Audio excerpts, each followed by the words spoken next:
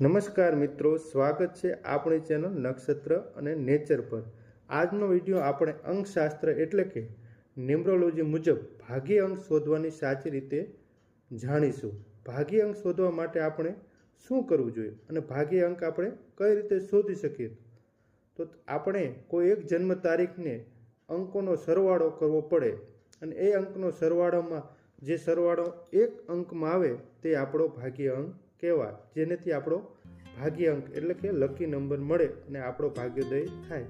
તો ચાલો આપણે જાણીએ કે કઈ રીતે કોઈ આપણે જન્મ તારીખનો ભાગ્ય અંક શોધી શકીએ છીએ, તે હું તમને આજે બતાવીશ। ઉદાહરણ તરીકે મેં અહીંયા એક તારીખ લીધી છે, જે તારીખ 11 જાન્યુઆરી 1993 છે, જેમાં 11+1+1993। તો આખી જન્મ તારીખનો એકનો આપણે સરવાળો કરશું। 1+1+1+1+9+9+3 બરાબર કુલ ટોટલ 25 આવશે। તો 25ને આપણે પાછા એક અંકમાં લાવશું તો 2+5 બરાબર 7। તો આ 7 રહ્યો એ આ જન્મનો ભાગ્ય અંક થયો। તો 7 નંબર તેનો સ્વામી કેતુ ગ્રહ સાથે છે। તો આપણે આ વ્યક્તિની જન્મ તારીખનો નંબર 7 થયો।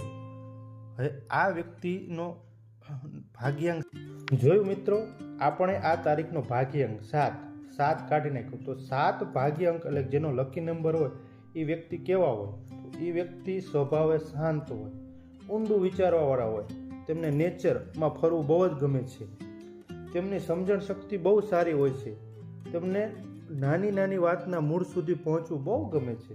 તેઓ સંશોધન, લેખન, જ્યોતિષશાસ્ત્ર અને આધ્યાત્મિક બાબતમાં બહુ રુચિ હોય છે અને આવા ક્ષેત્રમાં તે વધુ સફળતા પામે છે।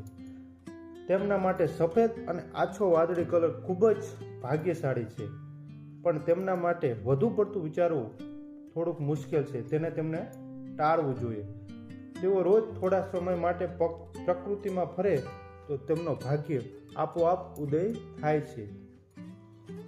તો મિત્રો, આ રીતે તમે પણ તમારી જન્મ તારીખ પરથી તમારો ભાગ્યાંક શોધી શકો છો। જો તમારે કોઈ ભાગ્યાંક વિશે જાણવું હોય તો મને કમેન્ટ કરો અને તમારી જન્મ તારીખ જરૂર લખો।